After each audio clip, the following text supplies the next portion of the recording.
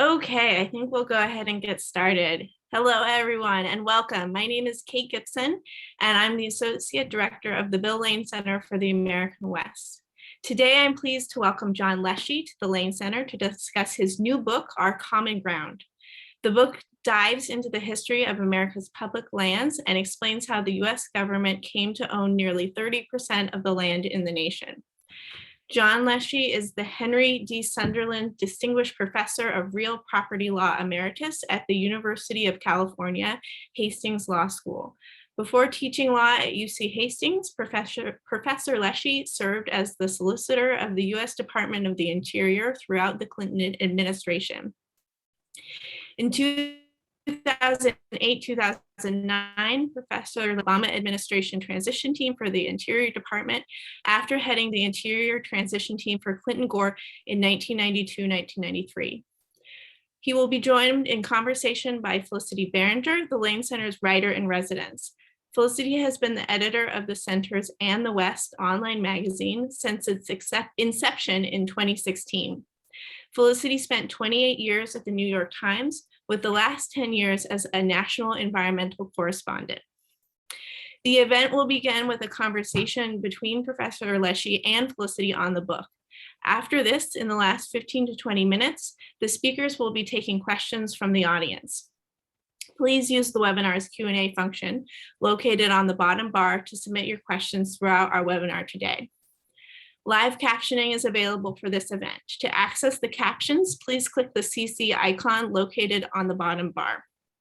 The Lane Center is excited to host today's conversations on public lands. Felicity, I'll turn the program over to you. Kate, thanks so much. And I couldn't be more excited or happier to be able to talk about this book, because covering public lands was a large part of what I did for the New York Times. I believe I interviewed Mr. Leshy once or twice.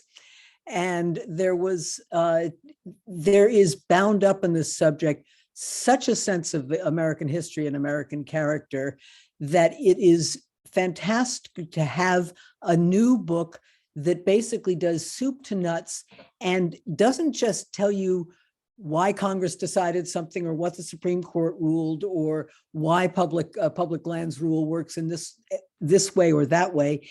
It tells you basically about the history of the unfolding of the American spirit as it related to American lands. And that is, I'm hoping to ask questions that go a little bit through the chronology of what happened in public lands, but emphasize a lot at the end what is happening on public lands today. So, John, if you don't mind giving us a sort of sweeping overview of the beginnings, the United States acquired its public lands in lots of ways. First, states that had huge Western tails, like Massachusetts, Pennsylvania, Virginia, they ceded these tails after some arguments. They ceded these tails to the national government. And of course, there were purchases of land, like the Louisiana Purchase. There was military conquest, which got us most of the Southwest. And there was obviously continual removal of Indians. And in the late 19th century, that mostly impacted the Plains states and the Pacific Northwest. The lands that the national government got helped create the nation. It gave homesteaders lands for their farms. The land was used to pay for schools and give access to water. But in the first century or 125 years of the use of the lands, what percentage of the land went to individuals, the land that was divested? What percentage went to individuals and what went to industries and businesses? Thank you, Felicity, and I'm very glad to be here and be able to talk about my favorite subject. The answer to your question is very hard to calculate. I mean, without question, more of the lands that were given away went to industries rather than individuals, but it's very complicated to trace. For example, the railroads got a huge amount of land directly from the federal government starting in the Civil War. But before that, they got tens of millions of acres of land that the US had given to the states, who in turn turned them over to the railroads to build infrastructure. Similarly, veterans got grants of public land as part of their military service compensation, but they basically sold those off to industry. So the net effect was that most of the lands that were transferred out of public ownership, federal ownership in the first century, went to really large corporations. And that was a big factor.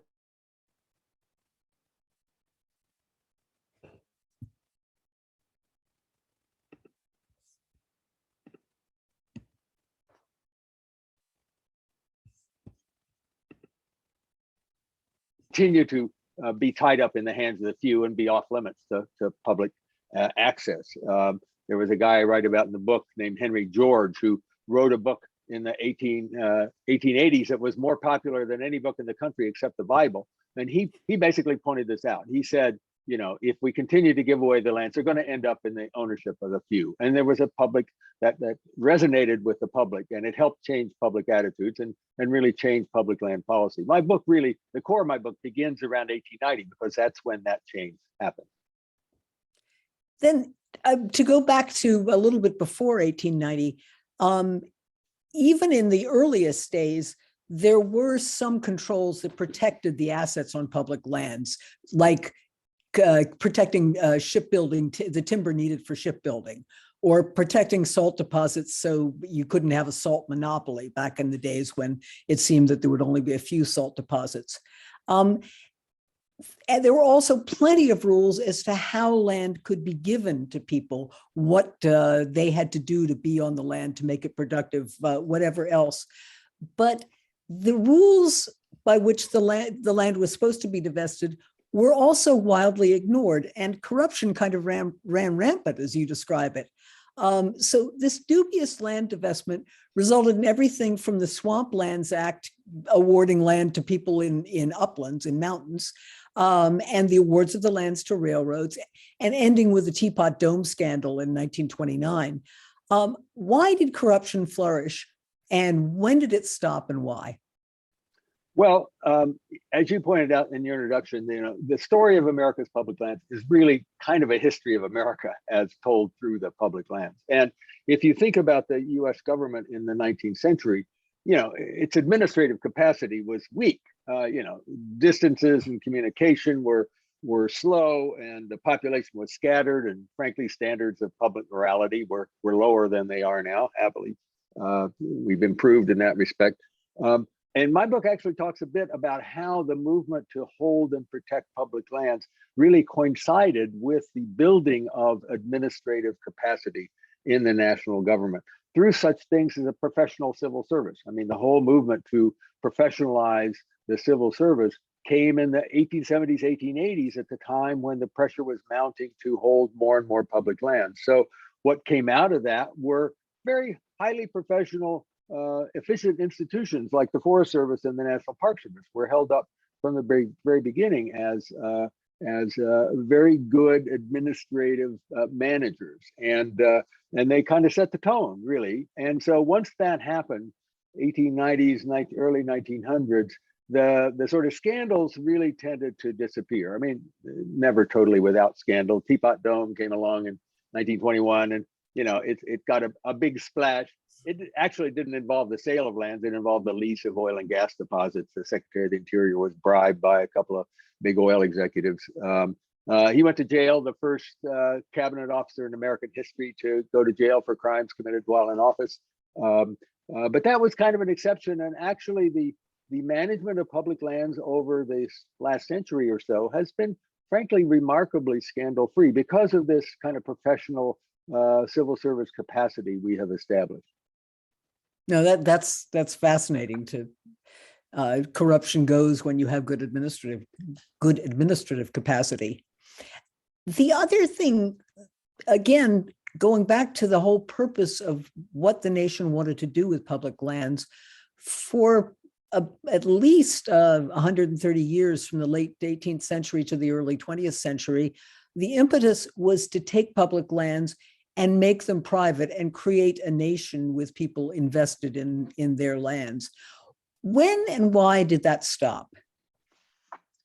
Well, as I mentioned, the pivot point and the core of my book really begins in 1890 because, and partly it was a reaction to the scandal giveaway era, the sort of Gilded Age, the domination of the railroads. Partly it was because of geography and climate, because as the European settlement swept across the continent, once it hit the Rockies, or once it hit the arid Western plains and then the Rockies, it was obvious, really, or became obvious that the central idea of let's settle these lands by giving them away to small family farmers wasn't going to work, because you couldn't farm without irrigation and you couldn't farm on rugged land, et cetera, et cetera. So once that became obvious, that's when Henry George came in and said, look, if we keep to this old policy, we're going to end up with very concentrated land ownership, and that won't be any good for anybody.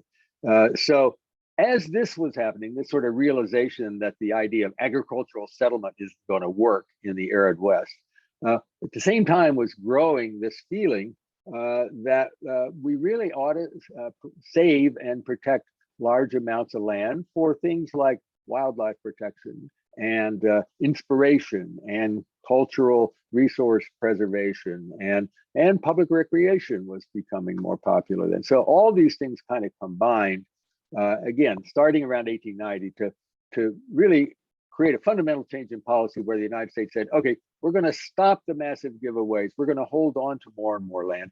And actually, we're going to start acquiring land back that we had previously conveyed out. And this might be a good point to show the map that will give your viewers some idea of the extent of public land. This is broken down by management agency. And a couple of things to point out here.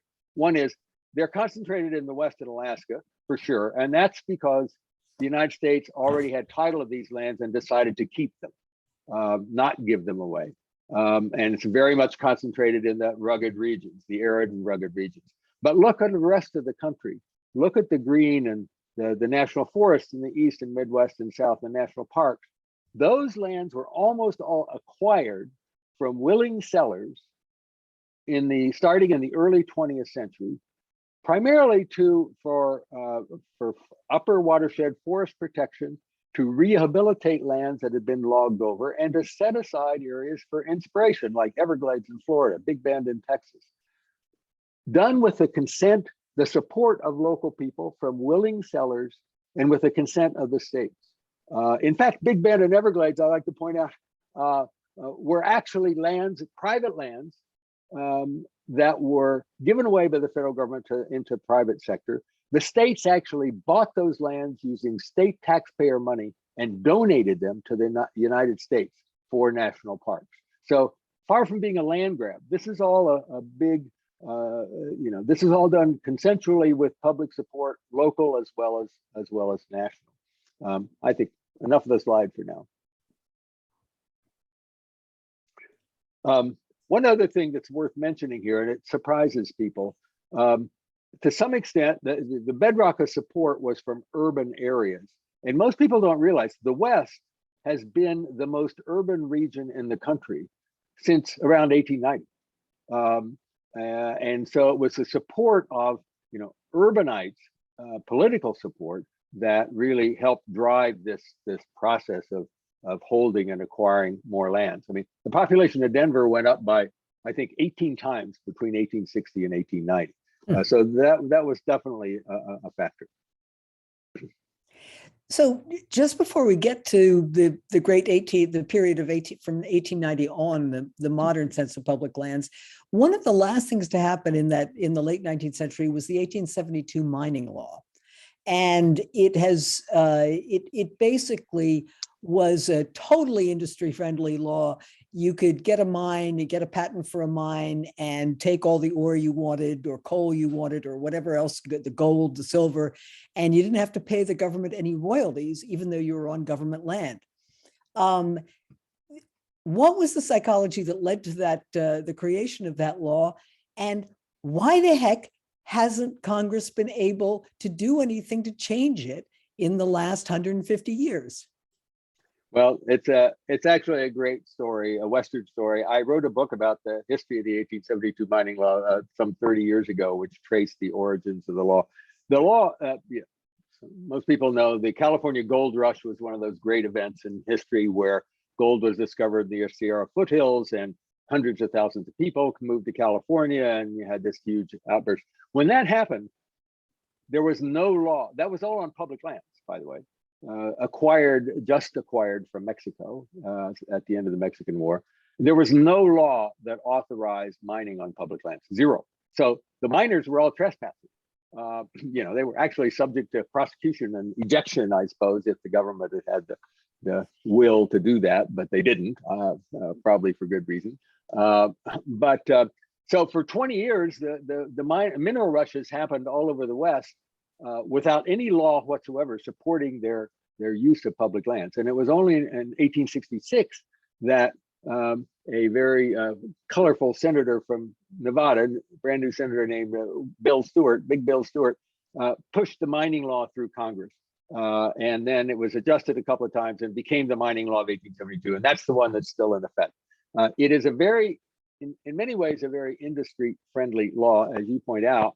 The public lands may be the only place on the entire planet, only lands on the entire planet where the owner of the mineral gets nothing for the extraction of the mineral.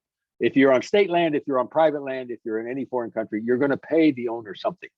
Not on the U.S. public lands. That's Bill Stewart's legacy that still rings today. It's never been changed in any fundamental way. Now, why has that happened? Why has this law been so stubborn, resisting reform? Well, it's complicated politics.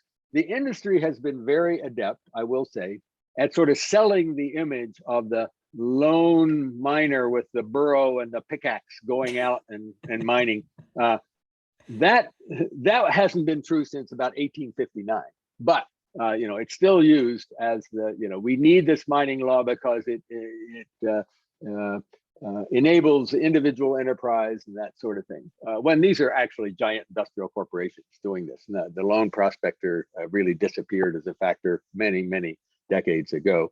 But the industry is very good at coming up with arguments. The current argument against reform, and you probably have already heard a lot about this, and you'll hear more, is that in the transition away from fossil fuels to renewable energy, and in the whole electronics explosion and the need for batteries and all that, we are going to need exotic minerals that are subject to the mining law, like rare earths and lithium and cobalt.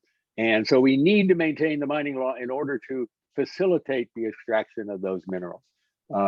That argument has had some political purchase, and it's contributed to the stalemate that's existed for the last really 150 years, actually, since Ulysses S. Grant signed the mining law of 1872 into effect.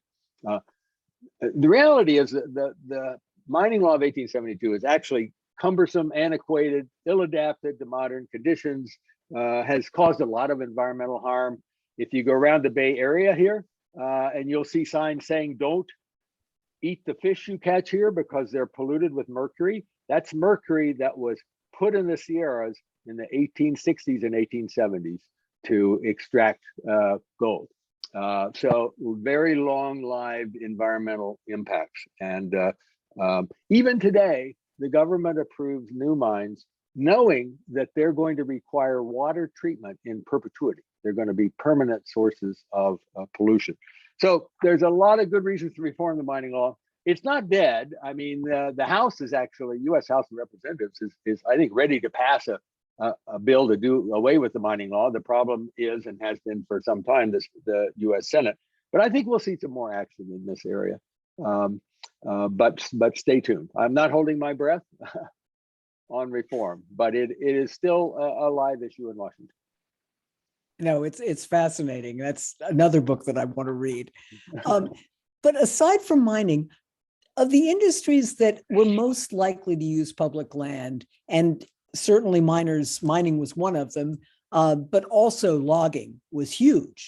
We built the country's housing stock with trees from federal lands. And of course, fossil fuel extraction, and then grazing. So you've got 4 industries there, which have seen the extent of their use of public lands cut back, or which have cut back themselves the extent of their use of public lands. And was it timber or mining or something else? the heavy industries, and how much is grazing itself, if it's still using the same amount of public lands, how much is it changing them? And what's the future of grazing? Okay, very good questions. You really have to go industry by industry. So let me do that quickly. Logging, commercial logging on the national forest.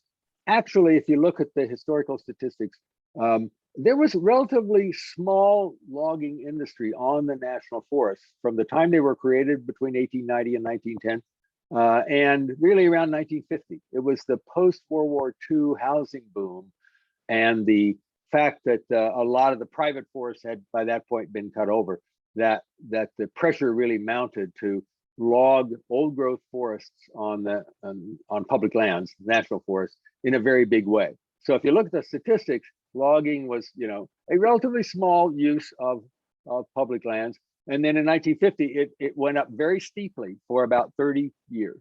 And then in the 1980s, two things happened. One, there was a recognition this was unsustainable. The trees were being cut much faster than they were regenerating. And the other thing was a growing concern about impact on wildlife and other uses of the forest.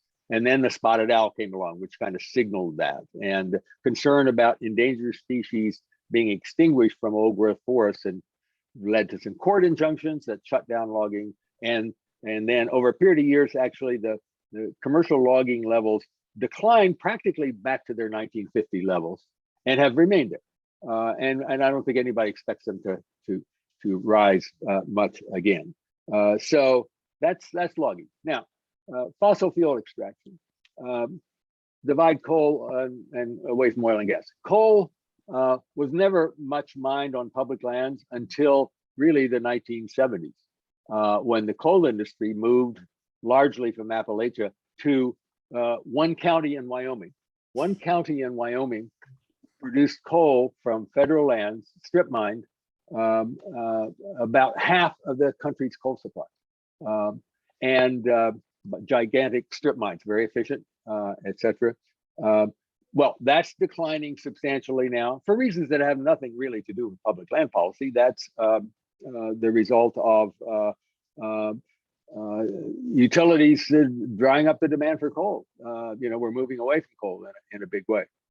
Oil and gas is a more complicated because it is found on public lands onshore and also on public lands offshore.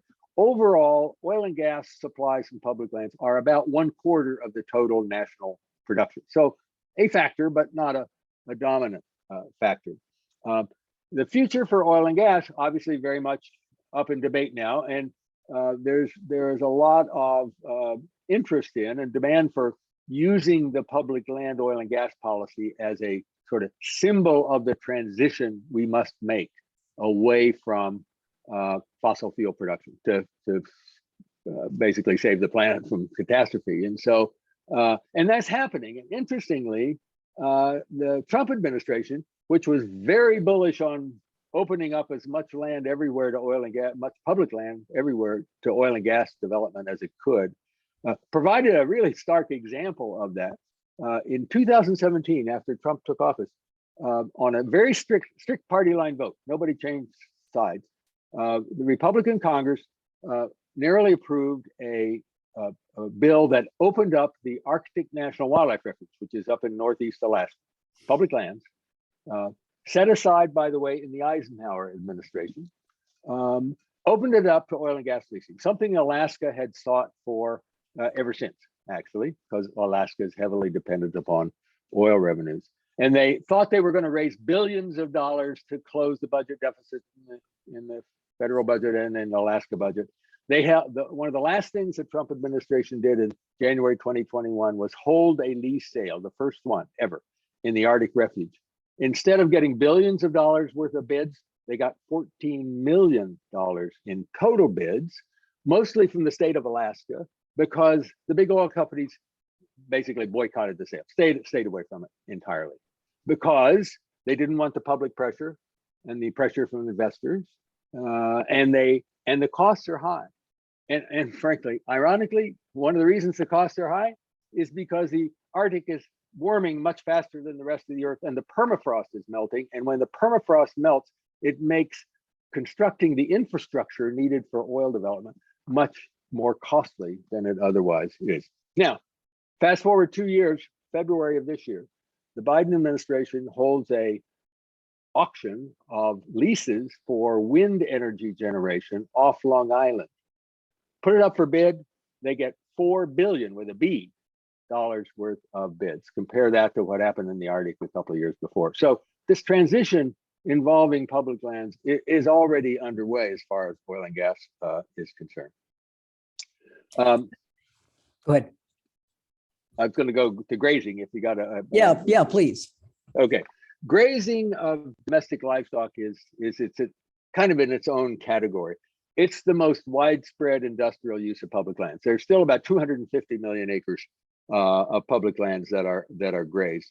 Now, in some areas, particularly the hot deserts, where the environmental costs are most pronounced, the industry is now under severe economic pressure because of the drought. We're in this kind of millennial drought for the last 20 years, and that we're entering a new dust bowl, many people think. And I think that has the potential to change the character of the grazing industry on public lands a lot, and probably shrink it, not everywhere, but particularly in these arid hot deserts. Most people don't know, by far, the largest use of water in the Colorado River Basin is to irrigate alfalfa for livestock. That's already coming under tremendous pressure because the cities can pay a lot more for that water than the alfalfa growers can pay.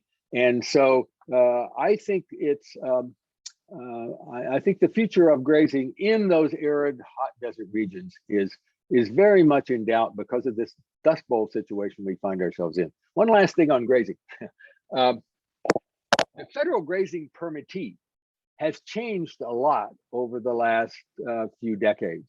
We tend to think of them as, the multi-generational ranchers with dirt under their fingernails and all that. And certainly there are those genuine ranchers out there. But it's been estimated that half or more of the federal grazing permittees are something called Amenity Ranchers, which they're in it for a lifestyle, not for profit. They make their money somewhere else, and they operate these ranches.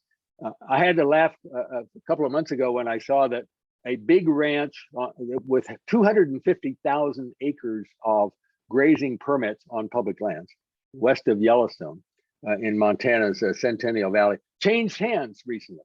The seller, the Koch brothers enterprise. The buyer, Rupert Murdoch. So we tend not to think of Rupert Murdoch as a public lands rancher, but believe me, he's got 250,000 acres of grazing permits now. And so that's going to have impact, I think, too, overall, as it sinks in as just who many of these ranchers are. That's fascinating, John. I love the idea of Rupert Murdoch as a cowboy.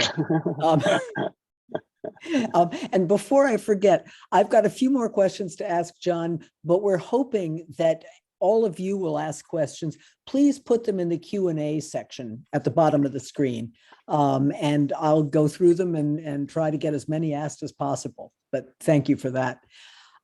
John,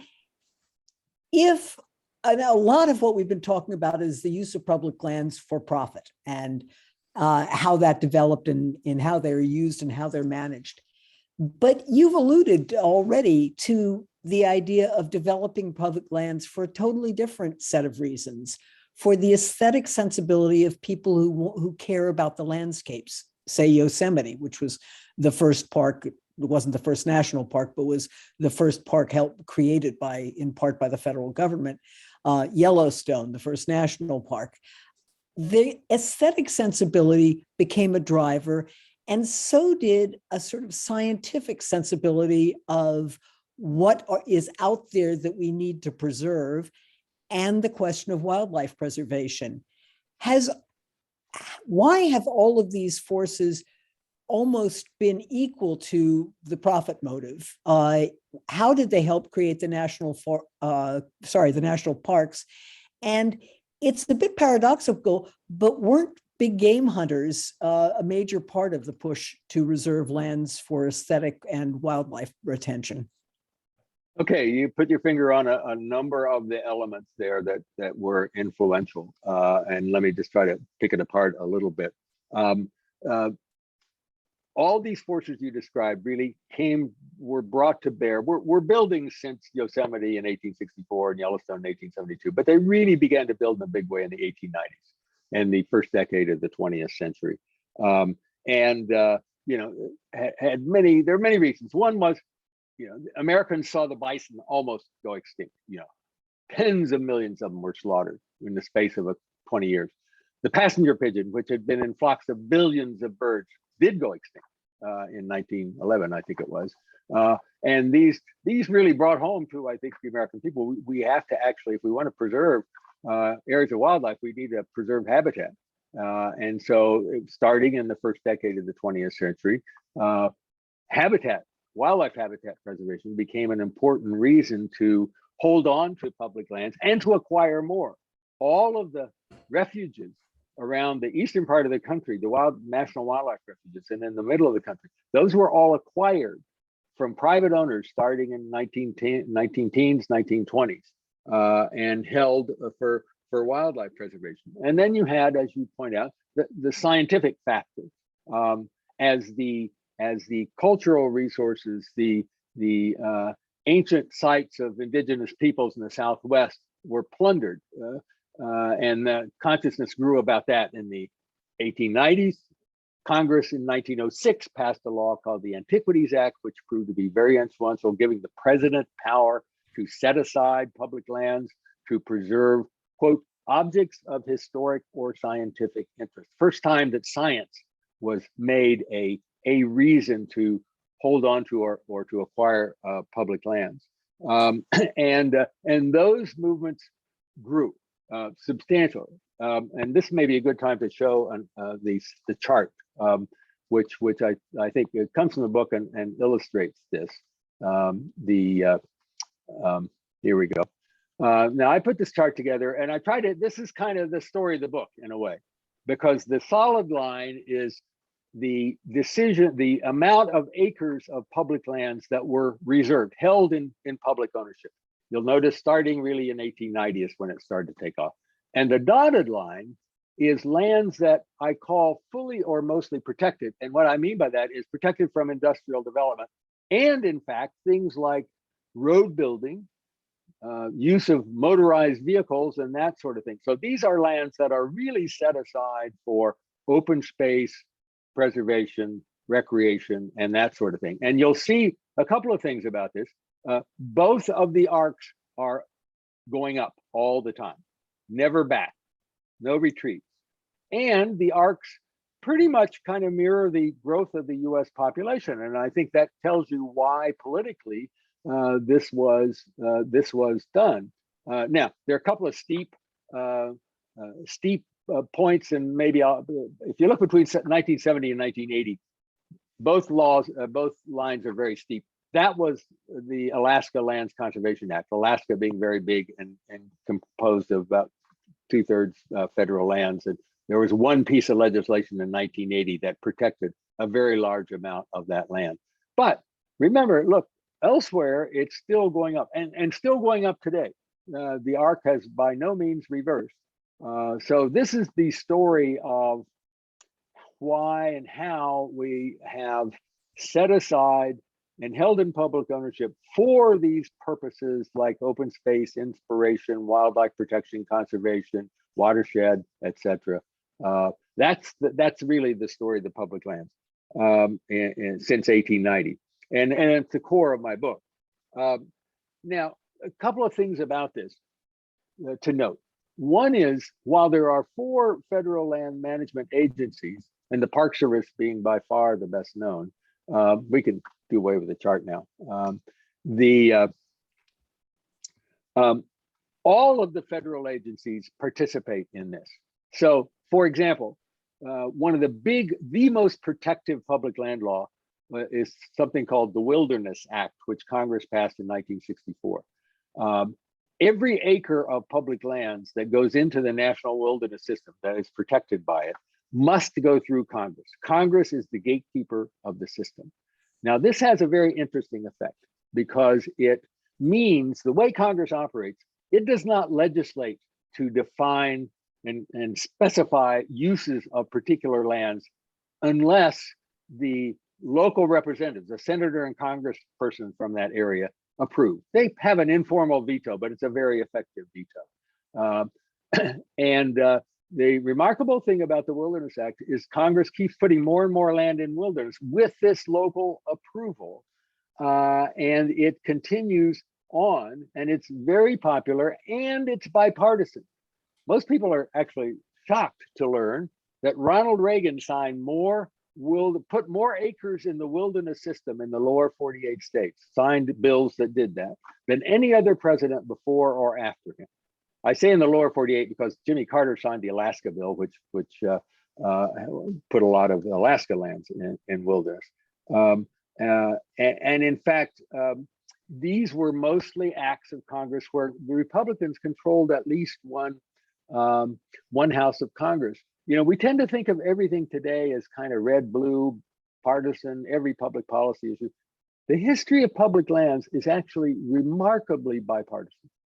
Almost every law that put lands in wilderness or created a national park or established a national wildlife refuge had the full support across both sides of the aisle. And it didn't make any difference the party of the president signing it into law. These were remarkably bipartisan or nonpartisan acts. And frankly, one of the reasons I wrote the book was to bring that home to people because there's so many people think nothing good ever comes out of Washington and things are hopelessly polarized and all of that. But it's not been true of the public land. So it's been a huge political success story. And goodness knows we need political success stories these days. So it's one of the reasons I wrote the book. So that is all fascinating. I love the chart and the increase, the way the increase in reserved lands paralleled the increase in the population. We're going to get to questions from the audience very soon, but I had a couple more. One is, how is the energy policy on public lands going to evolve, and will public lands and their management help the transfer from fossil fuel energy to renewable energies? And what other missions like biodiversity can public lands be used for? Well, as I mentioned, I think the transition in terms of away from fossil fuels is already occurring, not just on public lands, but everywhere else. And frankly, because of the kind of symbolic power of public lands, I think it ought to lead the transition, and it is to some extent. I mean, there are obviously some bumps along the way. This is a highly political process. The Ukraine situation obviously doesn't help because of the inflation and all of that. But as I said, they had a big oil and gas lease sale in the Arctic, which went nowhere on public lands. And at almost the same time, you had a huge sale of wind power leases off Long Island that went $4 billion. And we're going to have similar sales offshore in California. And if you look at solar energy sites on public lands, many of them are being approved now, and wind power on public lands. So the public lands are, I think, to some extent leading this needed transition. So I feel quite hopeful about that. And Congress, by the way, on a bipartisan basis, has told the Interior Department, you should make more lands available for wind and solar. And so the department is doing that. The biodiversity issue is very closely connected, because the way I look at it, we have two crises that face the planet. One is the climate change because of the fossil fuel emissions, and the other is the loss of biodiversity. And they're very closely related. I mean, they kind of feed on each other in a way. I think, again, you can find hopeful things in the history of public lands, because for the last 100 years and more, we have been buying up and protecting and rehabilitating lands, logged over lands, mined, lands that have been mined over that are sources of pollution. We have been fixing these things through the mechanism of public land acquisition and rehabilitation. And so that's an object lesson. We kind of know what to do. And we And the United States has actually led the world in this. I mean, we not only established the first national park, but we led the world in establishing sites to preserve biodiversity, and that's happening now all over the world.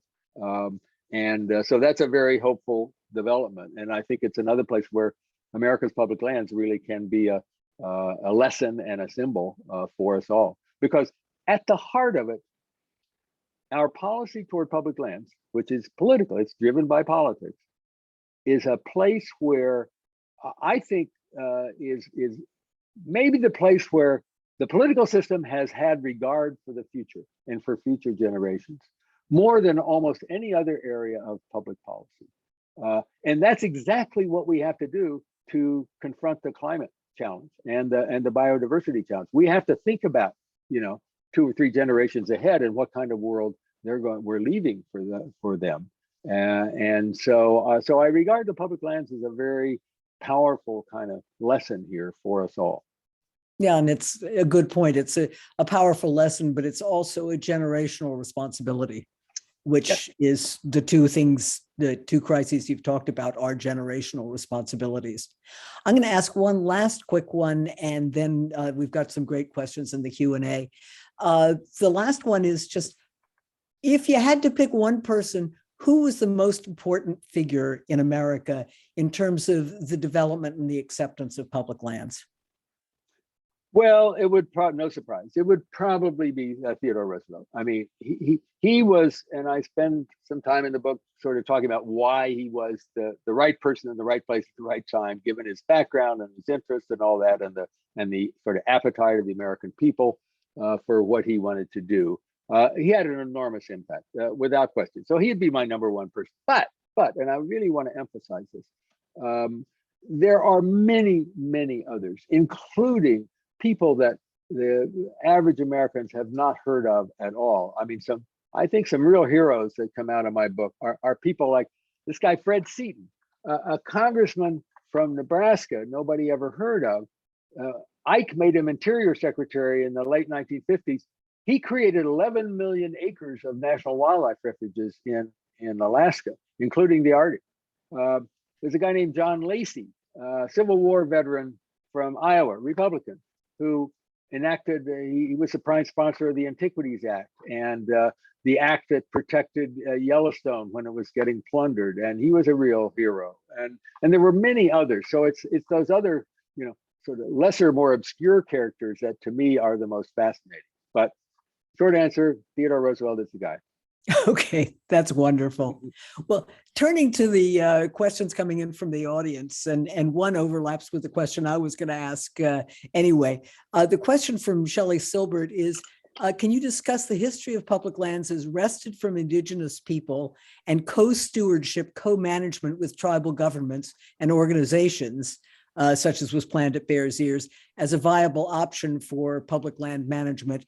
And there's also been a suggestion, you can say it's maybe out there on the fringe, a suggestion that national parks should be given back to Indigenous peoples. What's your view of this? Okay, let me make clear, my book does not really deal in any detail with the long saga of how the United States acquired title, not only from foreign governments, but from Native nations. That acquisition process obviously began, shortly after Columbus, quote, discovered America, and continued way before the United States was even established. And then the United States, after it was established, continued that process. But that mostly ended really around the end of the Civil War. So it was before this 1890 date when the pivot was made.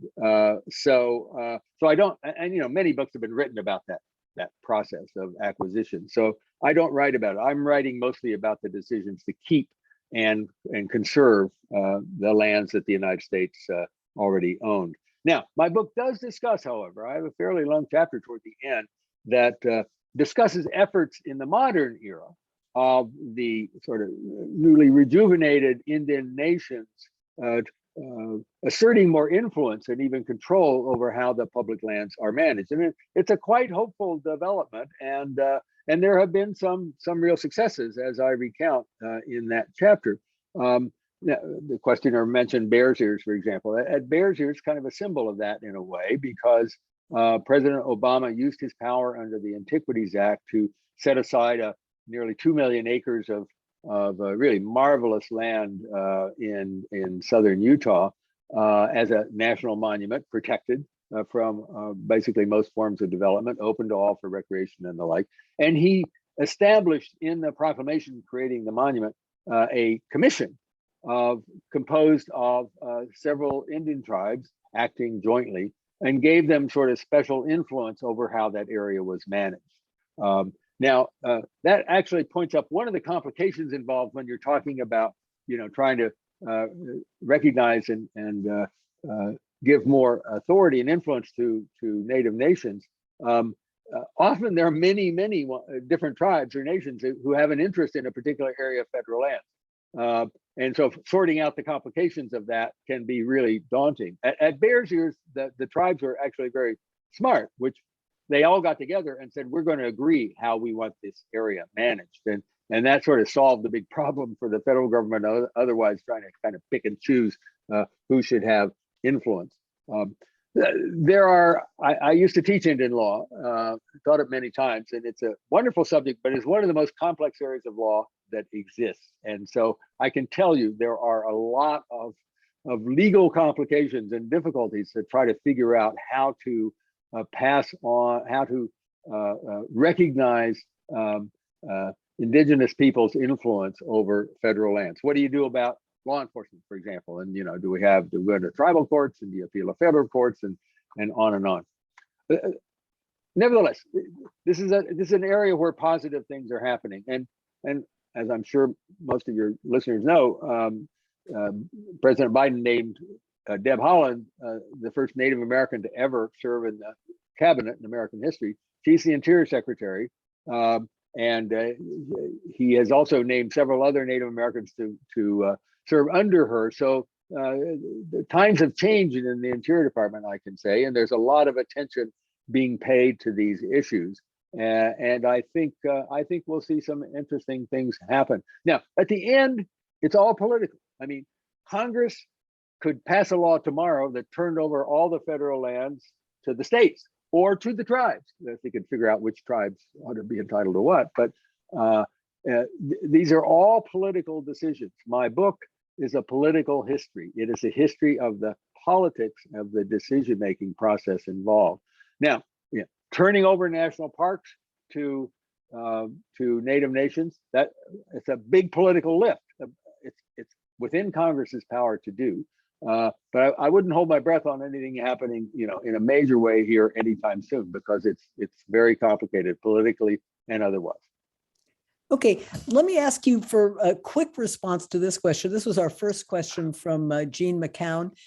Do you think that the risk of proposed drilling in Anwar, in the Arctic National Wildlife Refuge, is now past because of climate change issues? Well, the leases exist. They did sell a half a dozen or so, I don't know, 8 or 10 leases up there. They are legal documents. I mean, these companies do have some rights. Now, the companies, I should say, it's the state of Alaska that actually bought the leases by and large. Will they drill? I mean, the Interior Department does have authority. They have to approve drilling. It's not at all clear to me that there's ever going to be an attempt to drill. There's already efforts in Congress to buy back these leases and protect the area. I don't see any giant groundswell of interest in opening the refuge up. I think, frankly, many people were shocked that the big oil companies stayed away entirely from this process. They did not bid, and they're the ones with the deep pockets that would be needed to actually develop this area. So, bottom line, the Interior Department has to wrestle with these existing leases and figure out what to do. But if I had to predict, I'm pretty confident in saying, barring some huge sea change in public attitude, I don't see the Arctic refuge being drilled.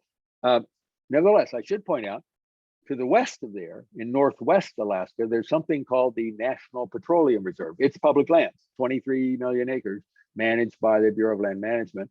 There are some leases in that area, and there are some big finds. There's a 1 billion barrel oil field out there that ConocoPhillips has discovered on some existing leases issued years ago, and they're teeing them up for Interior Department approval.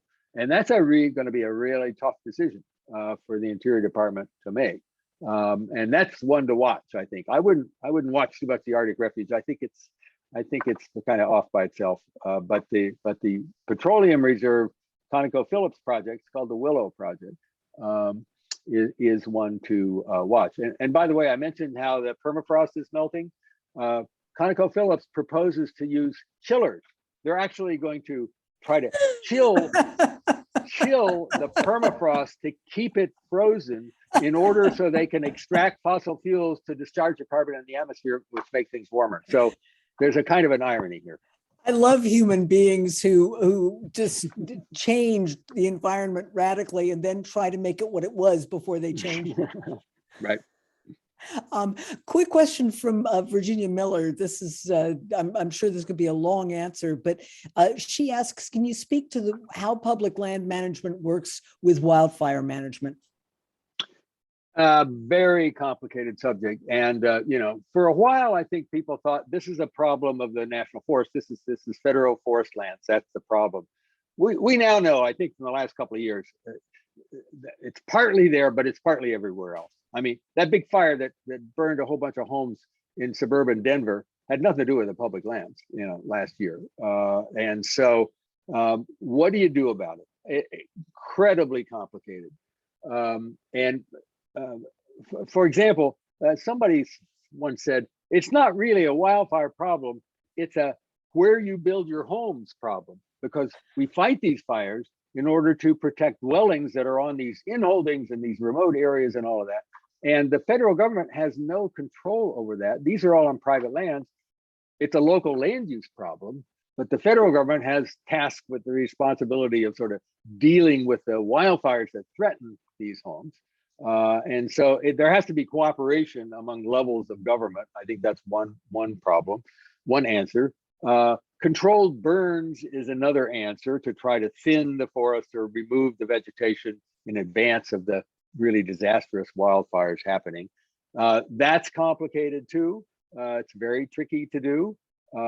Here, by the way, is one place among many where the federal land managers are looking to indigenous people's practices for guides, because it's sometimes called traditional knowledge or traditional ecological knowledge. A number of Native American nations, use controlled burns, use burns to manage their lands, and we're now looking back at that saying, hey, they actually were onto something, and we spent 100 years kind of diligently trying to put out all forest fires, and probably we overdid it. We should have paid more attention to the Native nations practices. So that is happening. The good news here is there's a lot more attention and more money going into this problem. Congress passed a big bill last year, the infrastructure bill. One of the things it does is actually put billions of dollars into addressing this problem of wildfire and wildfire mitigation and control, and more money of, I think, $1 billion or more for thinning national forests to try to control the problem. So a lot of the time and attention going into this problem now, especially compared to what it was a couple of years ago. But in the short term, it's only going to get worse. I mean, we've all seen what's happening. And then we may have room for two more, but Michael Lines asks, if we want to avoid the giveaway that happened with the mining law on public lands, how is the federal government equipped to collect revenues from renewable energy development on public lands? Do we need legislation like it cites a bill, HR 3326, the Public Lands Renewable Energy Development Act? How do we make sure that the government gets its share of renewables receipts? Yeah, it's a good question. And if I had to guess, I think Michael Lines used to be my research assistant many years ago and has remained involved in this stuff. So hi, Michael. Good question. Actually, the existing law pretty much is adequate to address this in most respects, because the way you get approval to put a wind energy or a solar energy project on federal lands is you have to get a lease or a right-of-way permit, it's called. And the government is obligated to collect fair market value for that. So it's not the mining law giveaway situation. These renewable resource developers actually pay something like fair market value. Now, one of the difficulties is figuring out what is fair market value here. Is it the rental value of the land, or does it include like a royalty, like a share of the kilowatt hours produced? That's still being kind of worked out now. That's one issue still alive. Another issue alive is, should the federal government share the revenues it gets from these projects with state and local governments, which it sometimes does, like with oil and gas revenues are shared with state and local governments. And that's something Congress is wrestling with now, actually, and will continue to wrestle with. And frankly, I have confidence it'll be worked out. There's going to be, those things will be worked out, because this is an industry that's moving forward. It's got a lot of momentum behind it. Has a lot of support at local and state as well as the national levels, and Congress will figure out a way to solve these problems and address them. So I'm pretty confident on that point. John, we've got just a couple more minutes, but I wanted to be sure that for people who need to leave right at the hour, that they have a chance to look at what your book title looks like. We had a request for somebody to do that. And for anybody who wants to get a copy, in the chat, we've put in the link to the Yale University Press as to how, and they'll direct you as to where to go to get it, Amazon and other places. But it's a fantastic book, and if any of you have a chance to get it, it's really worth your while. If we can go over just a little, there's a couple of other questions. Tom DeMund asks, the book Cadillac Desert describes the conflicts between the Bureau of Reclamation and the Corps of Engineers, the Army Corps of Engineers, both federal agencies that paid little for their projects to the federal government. How have these agencies impacted federal land use? Well, it's interesting. I mean, obviously, the sort of big dam era, multi-purpose dam era, started in really 1928. That's when Congress authorized the building of Hoover Dam. And that was one of the great moments in the American West, really. In a way, a great moment in government policy, because the Hoover Dam came in ahead of schedule and under budget. Now, what effect did it have on federal lands? Well, the water produced by these dams, by and large, some of it goes to irrigated agriculture, but more and more it goes to cities, urban areas. So the dam building on federal lands has actually facilitated the tremendous population growth in urban areas in the West. That's been a big factor.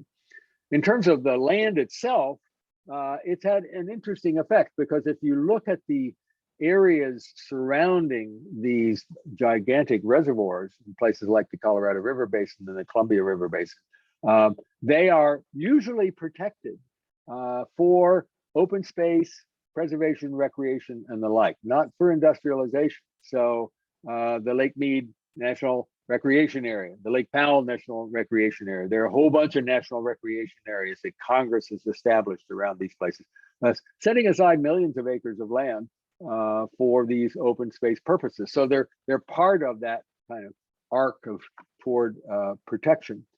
Now, in modern times, the last 20 years or so, there's been increased interest in removing dams as we understand their costs better. The big dams on the federal lands will probably be the last to come out, in part because they're so big and so vital to so many things. But a lot of smaller dams have been removed around the country, often with really miraculous results in terms of rejuvenating, salmon runs and fish runs and that sort of thing.